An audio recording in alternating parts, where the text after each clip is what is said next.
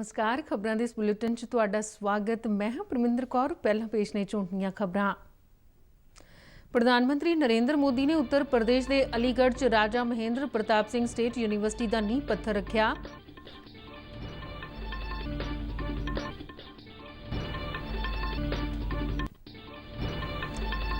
देश भर में अज हिंदी दिवस मनाया जा रहा है। नवी दिल्ली च इस मौके करवाए गए इनामन समागम को संबोधन करदे गृह मंत्री अमित शाह ने कहा कि मोदी सरकार हिंदी के विकास लिए वचनबद्ध है।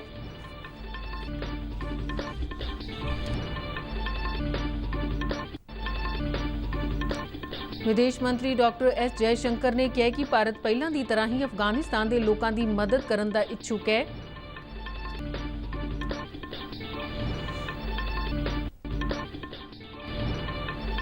केंद्रीय मंत्री हरदीप सिंह पुरी ने कहा कि देश दी सारियां ही 4378 शहरी स्थानक संस्थावां नूं पानी की यकीनी सप्लाई लई 2.8 लाख करोड़ रुपए की लागत नाल जल जीवन मिशन लॉन्च किया जाएगा।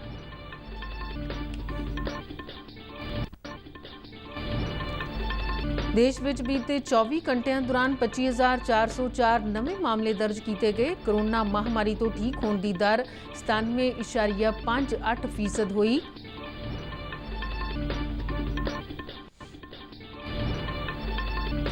हिमाचल प्रदेश के पिंड करतोश में अज तड़के एक मकान च लगी अग कारण 3 बच्चों समेत परिवार के 4 मैंबरों की मौत।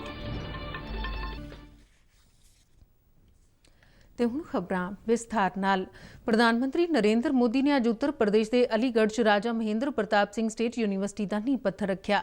यह यूनीवर्सिटी महान सुतंत्रता सैनानी, सिक्ख्या विद्वान और समाज सुधारक राजा महेंद्र प्रताप सिंह की याद में स्थापित की जा रही है। इस मौके एक समागम को संबोधन करदे प्रधानमंत्री ने कहा कि पश्चिमी उत्तर प्रदेश लिए अज का दिन बहुत बड़ा दिन है और जेकर अज उत्तर प्रदेश के साबका मुख मंत्री कल्याण सिंह जिंदा होंदे तो सूबे के विकास दी योजनावां नूं देख के बहुत खुश होंदे। प्रधानमंत्री ने कहा कि आज़ादी की लड़ाई च कई अजे योद्धा रहे जिन्हां दी पछाण नवी पीढ़ी नाल नहीं करवाई गई। प्रधानमंत्री ने कहा कि महाराजा सुहेल देव जी होन, छोटू राम और राजा महेंद्र सिंह वर्गे योद्धियां दे बारे नवी पीढ़ी नूं जाणू कराउण दा काम कीता जा रहा है। उन्हां कहा कि देश आज़ादी का अमृत महोत्सव मना रहा है ते इन्हां कोशिशां नूं गति दित्ती जा रही है। उन्हां कहा कि राजा महेंद्र प्रताप सिंह के योगदान नूं कदे भी भुलाया नहीं जा सकता। इस मौके प्रधानमंत्री ने यूनीवर्सिटी और डिफेंस इंडस्ट्रीयल कोरीडोर के मॉडलों की प्रदर्शनी भी देखी। राजा सुहेल देव जी हो, दिन बंधु चौधरी छोटू राम जी हो या फिर अब राजा महेंद्र प्रताप सिंह जी, राष्ट्र निर्माण में इनके योगदान से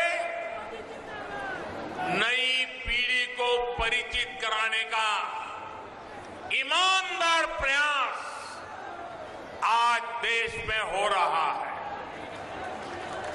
आज जब देश अपनी आजादी के 75 वर्ष का पर्व मना रहा है, आजादी का अमृत महोत्सव मना रहा है, तो इन कोशिशों को और गति दी गई है। समागम में उत्तर प्रदेश के मुख्यमंत्री योगी आदित्यनाथ ने भी संबोधन किया। देश भर च अज हिंदी दिवस मनाया जा रहा है। दिहाड़ा हर साल 14 सितंबर को देवनागरी लिपि च हिंदी को अपनाने की याद में राजभाषा के रूप च मनाया जाता है, जिस दौरान देश भर में कई प्रोग्राम और समारोह किए जा रहे हैं। केंद्र सरकार ने हिंदी को उत्साहित करने लिए कई कदम चुके हैं। उप राष्ट्रपति एम वेंकैया नायडू ने हिंदी दिवस से बधाई देंदे एक ट्वीट राही कहा कि साडियां भाषावां ने देश की सभ्याचारक एकता को मंजूर करने लिए बड़ा रोल अदा किया है। प्रधानमंत्री नरेंद्र मोदी ने अपने ट्वीट सुनेहे च कहा कि देश के ਵੱਖ-ਵੱਖ खेत्रां दे लोकां ने हिंदी को एक समर्थ और योग भाषा बनाने लिए महत्वपूर्ण रोल अदा किया है। हिंदी दिवस मौके नवी दिल्ली के विज्ञान भवन च करवाए एक समागम को संबोधन करदे गृह मंत्री अमित शाह ने कहा कि सारियां ही भाषावां एक दूजे का पूरक ने। उन्होंने ਉਨ੍ਹਾਂ ਕਿਹਾ ਕਿ 14 ਸਤੰਬਰ 1949 ਨੂੰ ਹਿੰਦੀ ਨੂੰ ਰਾਜ ਭਾਸ਼ਾ ਵਜੋਂ ਸਵੀਕਾਰ ਕੀਤਾ ਗਿਆ ਸੀ ਅਤੇ 14 ਸਤੰਬਰ 1953 ਨੂੰ ਹਿੰਦੀ ਨੂੰ ਰਾਜ ਭਾਸ਼ਾ ਦਾ ਦਰਜਾ ਦਿੱਤਾ ਗਿਆ ਸੀ। ਉਨ੍ਹਾਂ ਕਿਹਾ ਕਿ ਦੇਸ਼ ਦੀ ਆਜ਼ਾਦੀ 'ਚ ਲੋਕਾਂ ਨੂੰ ਇਕਜੁੱਟ ਕਰਨ ਵਾਲੀ ਭਾਸ਼ਾ ਹਿੰਦੀ ਹੀ ਸੀ। ਉਨ੍ਹਾਂ ਕਿਹਾ ਕਿ ਪ੍ਰਧਾਨ ਮੰਤਰੀ ਨਰਿੰਦਰ ਮੋਦੀ ਦੀ ਮੌਜੂਦਾ ਸਰਕਾਰ ਦੇਸ਼ ਦੀਆਂ ਸਾਰੀਆਂ ਹੀ ਭਾਸ਼ਾਵਾਂ ਦੀ ਸੁਰੱਖਿਆ ਅਤੇ ਸਾਂਭ ਸੰਭਾਲ ਲਈ ਵਚਨਬੱਧ ਹੈ। ਉਨ੍ਹਾਂ ਕਿਹਾ ਕਿ ਜਿਹੜੀ ਭਾਸ਼ਾ ਲੋਕਾਂ ਦੇ ਦਿਲਾਂ ਤੇ ਰਾਜ ਕਰਦੀ ਹੈ ਉਹੀ ਰਾਜ ਭਾਸ਼ਾ ਹੈ। ਇਸ ਮੌਕੇ ਹਿੰਦੀ ਭਾਸ਼ਾ ਨੂੰ ਪ੍ਰਫੁੱਲਿਤ ਅਤੇ ਪ੍ਰਚਾਰਿਤ ਕਰਨ ਵਾਲੇ ਵੱਖ-ਵੱਖ ਮੰਤਰਾਲਿਆਂ ਅਤੇ ਸ਼ਖਸੀਅਤਾਂ ਨੂੰ ਕੀਰਤੀ ਅਤੇ ਰਾਜ ਭਾਸ਼ਾ ਪੁਰਸਕਾਰਾਂ ਨਾਲ ਸਨਮਾਨਿਤ ਵੀ ਕੀਤਾ ਗਿਆ।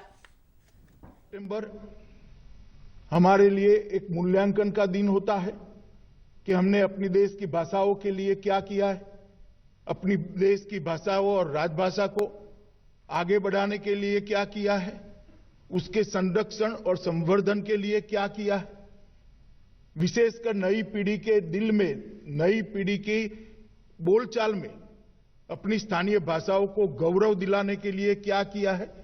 एक इसका अंतर मूल्यांकन करने का दिन हिंदी दिन होता है। और मैं बार बार इसलिए कहता हूं कि स्थानीय भाषाओं को भी इस दिन पर इसका आंतरिक मूल्यांकन करना चाहिए, क्योंकि ਪ੍ਰਧਾਨ ਮੰਤਰੀ ਨਰਿੰਦਰ ਮੋਦੀ 25 ਸਤੰਬਰ ਨੂੰ ਸੰਯੁਕਤ ਰਾਸ਼ਟਰ ਮਹਾਸਭਾ ਦੇ ਇਜਲਾਸ ਨੂੰ ਸੰਬੋਧਨ ਕਰਨਗੇ। ਇਜਲਾਸ ਵਿੱਚ ਇਸ ਸਾਲ ਹੋਣ ਵਾਲੀ ਚਰਚਾ ਦਾ ਮੁੱਖ ਵਿਸ਼ਾ ਕੋਵਿਡ-19 ਤੋਂ ਸਿਹਤਯਾਬ ਹੋਣ ਦੀ ਉਮੀਦ ਰਾਹੀਂ ਲਚਕਤਾ, ਧਰਤੀ ਦੀਆਂ ਲੋੜਾਂ ਨੂੰ ਪੂਰਾ ਕਰਨ, ਲੋਕਾਂ ਦੇ ਅਧਿਕਾਰਾਂ ਦਾ ਮਾਨ ਸਨਮਾਨ ਅਤੇ ਸੰਯੁਕਤ ਰਾਸ਼ਟਰ ਦਾ ਕਾਇਆ ਕਲਪ ਹੈ। ਵਿਦੇਸ਼ ਮੰਤਰਾਲਾ ਨੇ ਟਵੀਟ ਕਰਕੇ ਜਾਣਕਾਰੀ ਦਿੰਦਿਆਂ ਆਖਿਆ ਕਿ ਪ੍ਰਧਾਨ ਮੰਤਰੀ 24 ਸਤੰਬਰ ਨੂੰ ਵਾਸ਼ਿੰਗਟਨ 'ਚ ਹੋਣ ਵਾਲੇ ਕੁਆਡ ਸੰਮੇਲਨ ਵਿੱਚ ਵੀ ਹਿੱਸਾ ਲੈਣਗੇ, ਜਿਸ ਦੀ ਮੇਜ਼ਬਾਨੀ ਅਮਰੀਕਾ ਦੇ ਰਾਸ਼ਟਰਪਤੀ ਜੋ ਬਾਈਡਨ ਕਰਨਗੇ।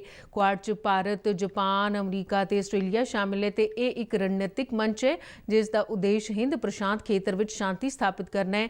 ਇਹ ਪਹਿਲੀ ਵਾਰ ਹੈ ਕਿ ਕੁਆਡ ਸੰਮੇਲਨ 'ਚ ਭਾਰਤ ਦੇ ਪ੍ਰਧਾਨ ਮੰਤਰੀ ਨਰਿੰਦਰ ਮੋਦੀ, ਜਾਪਾਨ ਦੇ ਪ੍ਰਧਾਨ ਮੰਤਰੀ ਯੋਸ਼ੀਹਿਦੇ ਸੁਗਾ, ਆਸਟ੍ਰੇਲੀਆ ਦੇ ਪ੍ਰਧਾਨ ਮੰਤਰੀ ਸਕਾਟ ਮੋਰਿਸਨ ਅਤੇ ਅਮਰੀਕਾ ਦੇ ਰਾਸ਼ਟਰਪਤੀ ਜੋ ਬਾਈਡਨ ਵਿਅਕਤੀਗਤ ਰੂਪ 'ਚ ਸ਼ਾਮਿਲ ਹੋਣਗੇ। ਇਸ ਤੋਂ ਪਹਿਲਾਂ ਇਹਨਾਂ ਨੇਤਾਵਾਂ ਨੇ ਇਸੇ ਸਾਲ ਮਾਰਚ ਵਿੱਚ ਹੋਈ ਕੁਆਡ ਦੇਸ਼ਾਂ ਦੀ ਮੀਟਿੰਗ 'ਚ ਵਰਚੁਅਲ ਤੌਰ ਤੇ ਹਿੱਸਾ ਲਿਆ ਸੀ।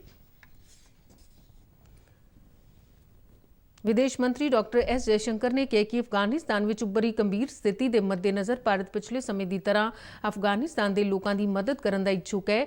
ਅਫਗਾਨਿਸਤਾਨ 2021 ਚ ਮਾਨਵਤਾਵਾਦੀ ਸਥਿਤੀ ਤੇ ਸੰਯੁਕਤ ਰਾਸ਼ਟਰ ਵੱਲੋਂ ਕਰਵਾਏ ਗਏ ਇੱਕ ਸੰਮੇਲਨ 'ਚ ਉਨ੍ਹਾਂ ਕਿਹਾ ਕਿ ਭਾਰਤ ਮੰਨਦਾ ਹੈ ਕਿ ਅੰਤਰਰਾਸ਼ਟਰੀ ਭਾਈਚਾਰੇ ਨੂੰ ਅਫਗਾਨਿਸਤਾਨ 'ਚ ਸਭ ਤੋਂ ਵਧੀਆ ਵਾਤਾਵਰਣ ਬਣਾਉਣ ਲਈ ਇਕੱਠੇ ਹੋਣਾ ਚਾਹੀਦਾ ਹੈ।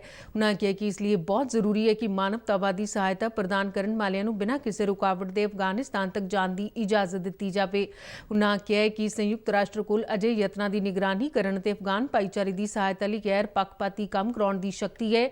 ਉਨ੍ਹਾਂ ਕਿਹਾ ਕਿ ਭਾਰਤ ਨੇ ਹਮੇਸ਼ਾ ਹੀ ਅਫਗਾਨਿਸਤਾਨ ਦੇ ਭਵਿੱਖ ਬਾਰੇ ਸੰਯੁਕਤ ਰਾਸ਼ਟਰ ਦੀ ਮਹੱਤਵਪੂਰਨ ਭੂਮਿਕਾ ਦਾ ਸਮਰਥਨ ਕੀਤਾ ਹੈ ਅਤੇ ਇੱਕ ਬਹੁਪੱਖੀ ਮੰਚ ਵਿਸ਼ਵ ਦੇ ਛੋਟੇ ਸਮੂਹਾਂ ਦੀ ਸਹਿਮਤੀ ਬਣਾਉਣ ਅਤੇ ਸਾਂਝੀ ਕਾਰਵਾਈ ਨੂੰ ਉਤਸ਼ਾਹਿਤ ਕਰਨ ਲਈ ਹਮੇਸ਼ਾ ਹੀ ਪ੍ਰਭਾਵਸ਼ਾਲੀ ਰਹਿੰਦਾ ਹੈ।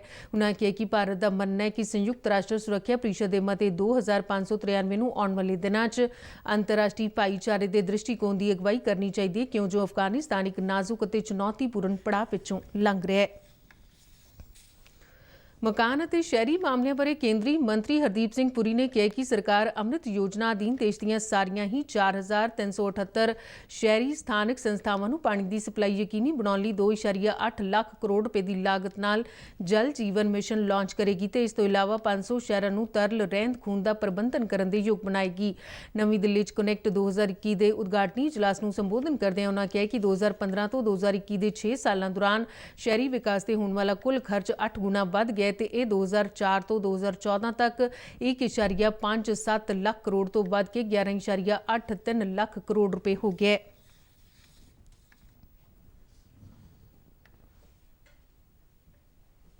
ਭਾਰਤ ਵਿੱਚ ਪਿਛਲੇ 24 ਘੰਟਿਆਂ ਦੌਰਾਨ 25,404 ਨਵੇਂ ਕੋਵਿਡ ਮਾਮਲੇ ਸਾਹਮਣੇ ਆਏ ਨੇ, ਜਿਨ੍ਹਾਂ ਨਾਲ ਪੁਸ਼ਟੀ ਵਾਲੇ ਕੁੱਲ ਮਾਮਲਿਆਂ ਦੀ ਗਿਣਤੀ 3,32,99,579 ਹੋ ਗਈ ਹੈ। ਕੇਂਦਰੀ ਸਿਹਤ ਮੰਤਰਾਲਾ ਨੇ ਦੱਸਿਆ ਕਿ ਬੀਤੇ 24 ਘੰਟਿਆਂ 'ਚ ਕੋਰੋਨਾ ਨਾਲ 339 ਮਰੀਜ਼ਾਂ ਦੀ ਮੌਤ ਹੋਈ ਹੈ ਤੇ ਹੁਣ ਤੱਕ ਦੇਸ਼ ਵਿੱਚ 4,43,213 ਲੋਕਾਂ ਦੀ ਜਾਨ ਜਾ ਚੁੱਕੀ ਹੈ। ਮੰਤਰਾਲਾ ਨੇ ਦੱਸਿਆ ਕਿ ਦੇਸ਼ 'ਚ ਕੋਵਿਡ ਮਾਮਲਿਆਂ ਦੀ ਗਿਣਤੀ 'ਚ ਗਿਰਾਵਟ ਆਉਣੀ ਲਗਾਤਾਰ ਜਾਰੀ ਹੈ ਤੇ ਇਸ ਵੇਲੇ ਦੇਸ਼ 'ਚ ਕੋਵਿਡ-19 ਦੇ ਕੁੱਲ 3,62,207 ਐਕਟਿਵ ਮਾਮਲੇ ਨੇ, ਜੋ ਪੁਸ਼ਟੀ ਵਾਲੇ ਕੁੱਲ ਮਾਮਲੇ ਮਾਮਲਿਆਂ ਦਾ 1.09% ਬਣਦਾ ਹੈ। ਮੰਤਰਾਲਾ ਮੁਤਾबिक ਸਿਹਤਯਾਬੀ ਦੀ ਦਰ ਵਿੱਚ ਵੀ ਲਗਾਤਾਰ ਵਾਧਾ ਹੋ ਰਿਹਾ ਹੈ ਤੇ ਹੁਣ ਤੱਕ 3,24,84,159 ਲੋਕ ਸਿਹਤਯਾਬ ਹੋ ਚੁੱਕੇ ਨੇ, ਜਿਨ੍ਹਾਂ 'ਚ ਬੀਤੇ ਦਿਨੀ ਠੀਕ ਹੋਏ 37,129 ਲੋਕ ਵੀ ਸ਼ਾਮਿਲ ਨੇ। ਮੰਤਰਾਲਾ ਨੇ ਦੱਸਿਆ ਕਿ ਦੇਸ਼ 'ਚ ਸਿਹਤਯਾਬੀ ਦੀ ਦਰ ਇਸ ਵੇਲੇ 97.58% ਅਤੇ ਆਉਣ ਵਾਲੇ ਦਿਨਾਂ 'ਚ ਇਸ ਦਰ ਵਿੱਚ ਹੋਰ ਵਾਧਾ ਹੋਣ ਦੀ ਸੰਭਾਵਨਾ ਹੈ। ਮੰਤਰਾਲੇ ਮੁਤਾबिक ਹੁਣ ਤੱਕ ਦੇਸ਼ ਵਿਆਪੀ ਟੀਕਾਕਰਨ ਮੁਹਿੰਮ ਅਧੀਨ 75,22,38,324 ਲੋਕਾਂ ਨੂੰ ਟੀਕੇ ਦੀ ਖੁਰਾਕ ਦਿੱਤੀ ਜਾ ਚੁੱਕੀ ਹੈ, ਜਿਨ੍ਹਾਂ 'ਚ 78,66,950 ਉਹ ਲੋਕ ਵੀ ਸ਼ਾਮਿਲ ਨੇ ਜਿਨ੍ਹਾਂ ਨੂੰ ਬੀਤੇ ਦਿਨੀ ਇਹ ਖੁਰਾਕ ਦਿੱਤੀ ਗਈ। ਤੇ ਇਸ ਦੇ ਨਾਲ ਹੀ ਖਬਰਾਂ ਦਾ ਬੁਲੇਟਿਨ ਖਤਮ ਹੁੰਦਾ ਹੈ। ਨਮਸਕਾਰ।